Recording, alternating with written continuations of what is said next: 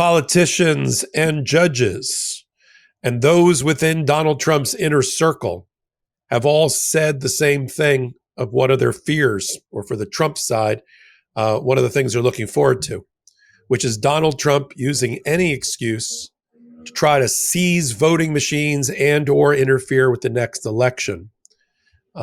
Will there be a next election?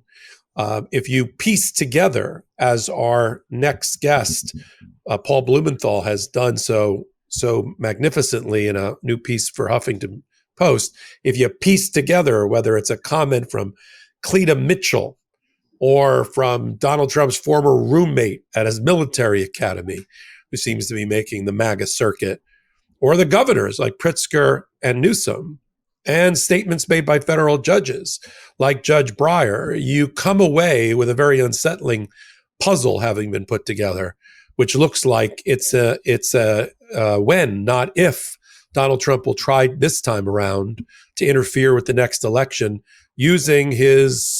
potentially using his federal shock forces of his ICE, National Guard, and other troops at his command to do just that. In fact, Governor Gavin Newsom said that quiet part out loud. Let's play that clip. You're not saying you think Republicans are going to stop? I don't think Donald Trump wants another election. You think for a second I have 24 Trump 2028 hats. His folks keep sending me. And you think he's going to run again? No, don't give me. Who spends $200 million on a ballroom at their home and then leaves the house? So this is serious, guys. This is serious. So it'll be Newsom Trump in 28. No. This guy doesn't believe in free, fair elections. He tried to wreck this country. Were you there, January 6th? I think Fox was. At least they were in a lawsuit. They seem to have lost any memory of that. Shareholders didn't. I mean, he tried to light democracy on fire. He dialed for 11, almost 12,000 votes. Now he's doing it in plain sight. And people say, oh, just Trump being Trump. People actually think this guy's serious about having another election? You think he's joking about 2028? You think when he brings foreign leaders to the Oval Office and he goes to the White House store, have you seen this? Anyone? Is it just me? And he shows them the 2028 hats? He's not being serious? Wake up. You will lose your country. Well, with that as the backdrop, I welcome my next guest. Our audience knows him well. It's Paul Blumenthal from HuffPo, who just wrote a piece called How Trump's LA ICE Crackdown Could Undermine the Next Election. Hi, Paul. Hey, thanks for having me on again. Of course. Our audience loves everything you do, everything you write, and now likes to see you in person talking about these things. What's the premise of your article? And then we'll talk about some of the facts that you put together, and we'll show some clips to support your thesis.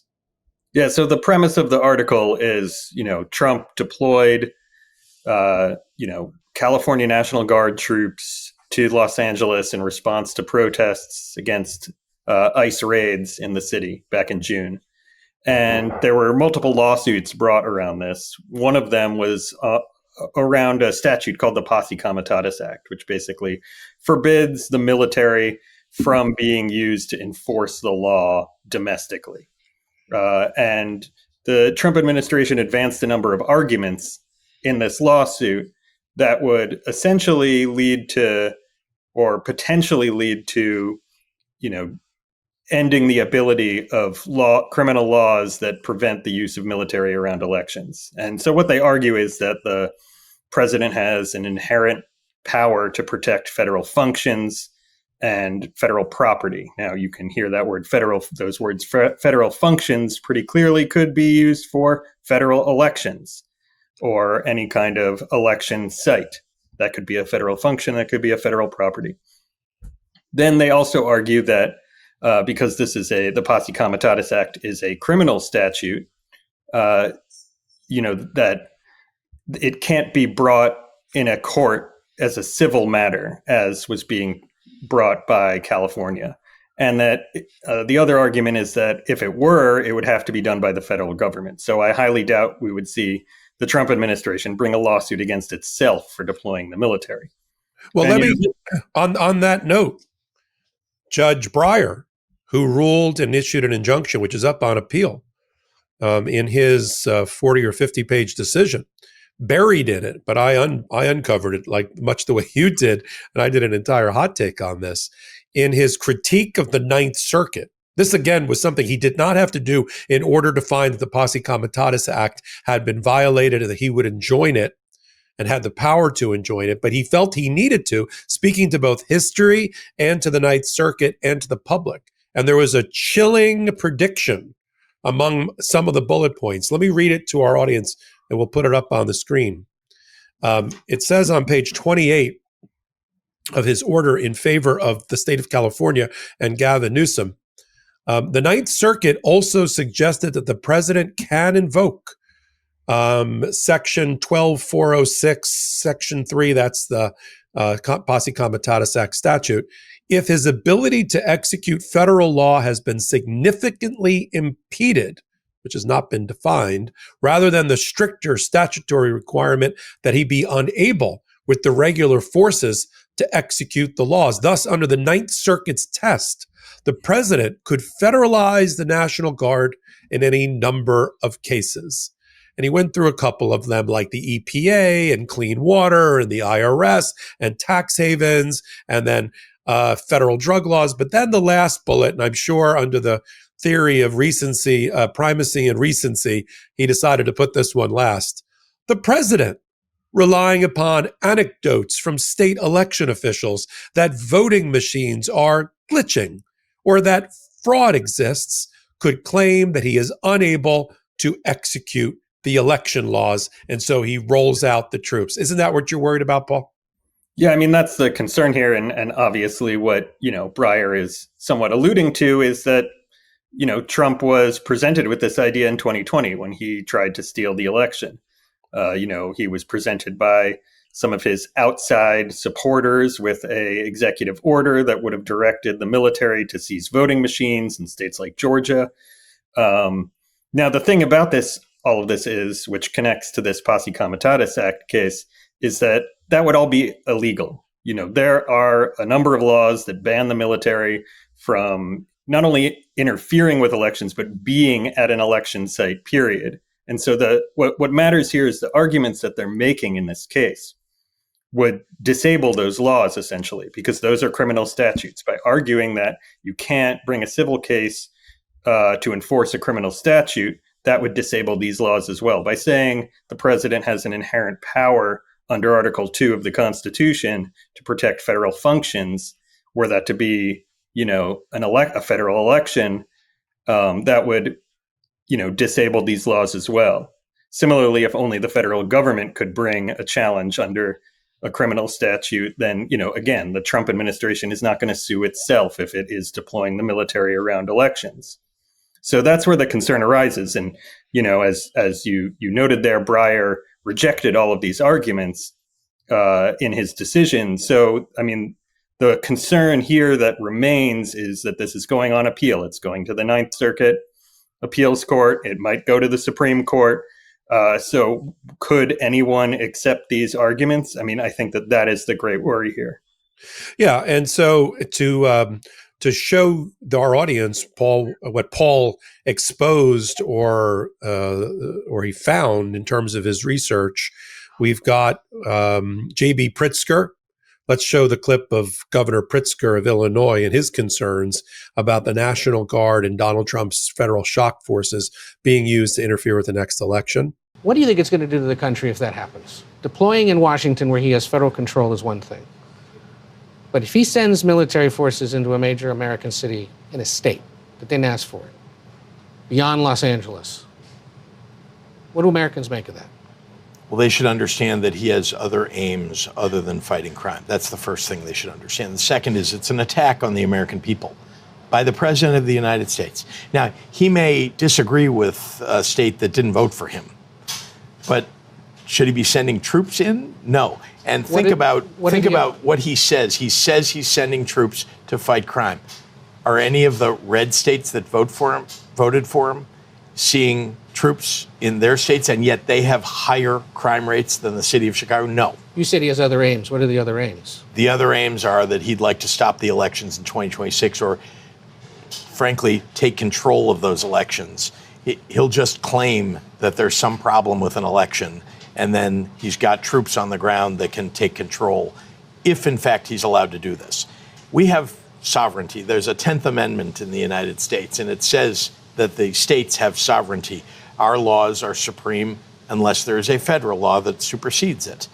Our National Guard should be under the control of our governors. When the president calls up the National Guard, in my entire lifetime, that has only been to either enforce a federal law, in the case of 1965, as you're aware, that was done, or to send them, as regularly happened under Biden, happened under every president in my lifetime, to send them abroad to fight for this country, because they're trained to go to war. They're trained to protect the country. They're not trained to do law enforcement on the streets. I hear you talking about invasion. I hear you talking about him suspending elections. Are you suggesting, or is it your belief he's an authoritarian? Look, I can tell you this. I built a Holocaust museum.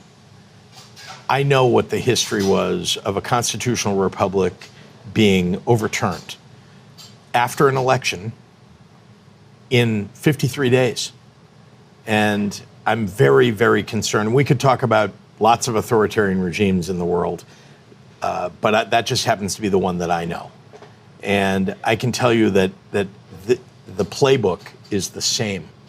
It's thwart the media.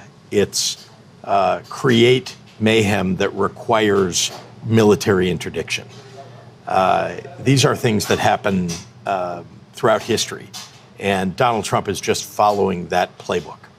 And then you've got this interesting character, Peter Ticketon down in Florida, whose a major claim to fame is he was Donald Trump's roommate at the military academy a million years ago. But he has been squeezing that lemon for every bit of juice. He's on the MAGA circuit. But he said in a way that suggests that he has regular conversations with Donald Trump, that it wouldn't surprise him if an emergency is called at the time of the election by Donald Trump. Let's play that clip. Well, let me tell you, we've got problems in terms of the elections, and I wouldn't be very surprised if we find out before the next election that there's kind of be an emergency called. I don't have it on good authority that this is going to be done, but a number of people are urging it because it's necessary. And with that emergency, we're going to be able to turn the tide. If we have a fair election, I've been working on election fraud as well as Tina, as well as the J6ers. I've been working on a lot of things, and I got to tell you that the voter rolls are filled with false people that don't exist. Now, when you couple that with Cleta Mitchell, right, of her Election Integrity Network, formerly a well-considered lawyer at a law firm that to be frank, I worked at a million years ago called Foley and Lardner. She got kicked out of that firm after she was secretly working with Donald Trump on her Stop the Steal election type work. But there's a lot of people, in that coaching tree, that tie themselves back to Cleta Mitchell in Donald Trump's world, including lawyers. She got caught on a podcast saying about the same thing, right? What did Cleta Mitchell say that gives you concern? Yeah, so what Cleta Mitchell, who, one of the leading Stop the Steal lawyers, tried to steal the 2020 election, has continued to push these election fraud conspiracy theories ever since. She said the same thing, that, she thinks that Donald Trump could declare some kind of national election emergency to be able to seize control of the federal election, impose the rules that he's put forward in his executive orders around elections, and who knows what else, seize voting machines, deploy troops or ICE to the polling places to, check citizenship papers. We don't know exactly what that would look like. What we do know is that it is all illegal. And that's why these arguments that are being put forward in this case coming out of California are so important. Yeah, we have an administration that's already grabbed $30 million voting records in just the last 10 months from states that decided to turn over their records, mainly red states. So he's got a database that he can then use to perpetuate the fraud. We've got that. We know from the testimony, right, Paul, of the Jan 6 committee of people like Pat Cipollone, who was Donald Trump's White House counsel at the time. Frankly, if Pat hadn't broken up a meeting involving the Overstock.com guy, Patrick Byrne, Sidney Powell, Rudy Giuliani, and Trump, where they were discussing seizing voting machines and declaring martial law. Mm-hmm. And surprisingly, if Ken Cuccinelli, who was the acting whatever in Homeland Security, hadn't told Donald Trump, you can't seize voting machines, they had drafted the executive order to do just that in 2020, had they not? Yeah, I mean, that executive order, was on his desk in that totally insane meeting that we've learned about from the January 6th committee, from reporting before that. And I mean, that's the big problem, what you described with Pat Cipollone and other people in the administration, the first administration. That's the problem today, is the second administration doesn't have any of those kind of figures. You've got Fox News hosts like Pete Hegseth running the Department of Defense. You have a bunch of people who are basically charlatans and will do whatever Trump says in power. Or he'll do whatever they say, like Stephen Miller. Yeah, or he'll do whatever they say. Yeah. So, I mean, I think that's the real danger here is, there's no adults in the room to stop these kind of things from happening. There's no, whatever you want to say about Bill Barr, Bill Barr didn't go along with, Trump's election fraud conspiracies. Neither did his deputy AG or other people in the Justice Department. They all threatened to step down if he had appointed Jeffrey Clark to be the acting AG. Pat Cipollone stepped in to break up that meeting. You had a number of people, Mark Esper at the Defense Department, who wouldn't go along with all of this. Mark Milley would let Trump shoot protesters at the White House. Yeah. Right. So, there were serious people, and there are no serious people in the administration now. So, I mean, there is this great threat. And, that's, again, to go back to this case out of California, the Posse Comitatus case, if any of these arguments are accepted and the ability of any state, city, locality to challenge a criminal statute like that, barring the military from not only interfering with an election, but being at an election place in general. If they couldn't challenge that in court, then that would just give free rein to the administration to break those laws. So does Trump's, in your view, falling favorability ratings and his becoming increasingly unelectable, at least at the midterm. I don't mean him. I just mean the Republicans, and Donald Trump wanted to preserve his legacy and to have a springboard for the MAGA torchbearer in 2028. The lower his approval ratings go, is it more likely or less likely that he's going to try to use these methods to overturn the will of the people at the midterm? I mean, I can't predict exactly what's going to happen there. But I mean, if you look at what's already going on with the redistricting in Texas and Missouri, Indiana, pushes in Florida and other states to basically try to rig the elections so that his unpopularity can't drag down Republicans in the midterm, so that there's no accountability at all, because Congress under Republicans have just rolled over for him. They've, provided no oversight, no institutional backbone whatsoever, and that would change if Democrats won. It would be a totally different situation. So, I mean, they are pulling every trick out of the book to be able to rig this election already legally. So we've also seen him try to rig elections illegally, as in 2020. So, you wouldn't put it past him to do something like this. No. What was your purpose in writing the article? It's not just an academic piece. It's in HuffPo. You have a point of view. What do you want our audience to take away? Of course, we'll put the link to the article here for everybody to read. What's the takeaway for that? So, I mean, I was actually first made aware of this argument by a blog post by Richard Bernstein, a conservative lawyer who opposes Trump, who, wrote about this. And I talked to him for the piece. And, what he says is, it's important to be made aware of this situation ahead of time so that people can organize and, lawyers can be ready for this at the moment that it happens. I think that we need to be clear-eyed and wide awake about what's going on here and to know even these potentialities, even if, they never come to pass, and, to keep the pressure on to make sure that they don't.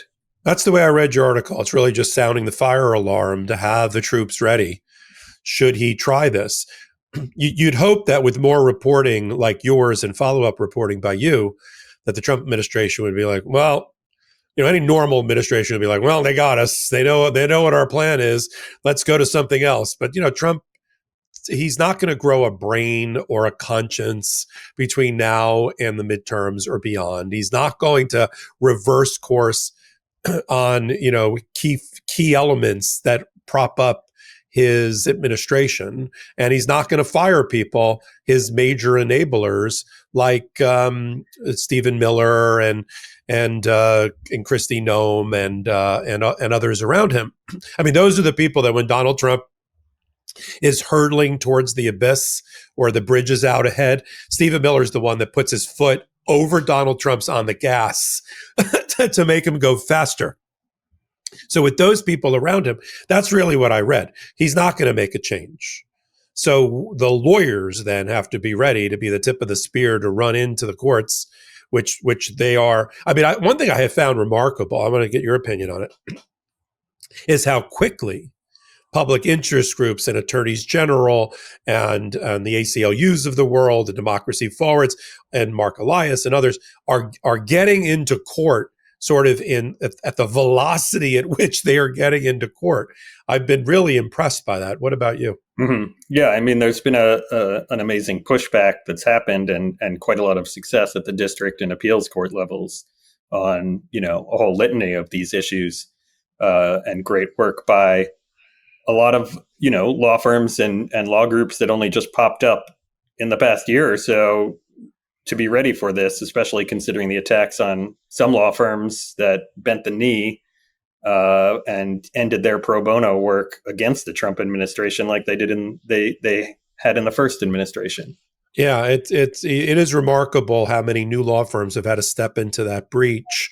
Many of the Department of Justice people that just can't take it anymore. Because as I've said out loud, if you're still with the Department of Justice, then you are now complicit in one of the most corrupt Department of Justice of all time. I don't care what you tell yourself, which is, I'm just a career prosecutor. I'm nonpartisan. No, forget that. You're working in the most corrupt. That's like saying there's a mobster with a heart of gold within the mafia. I don't care about that. You are enabling Donald Trump. You're appearing in courts. You're making filings. So if you're still there, that's on you at this point. But there's a fair amount that have left. Always great to have esteemed writer Paul Blumenthal on to brief our audience this time about what's been hiding in plain sight.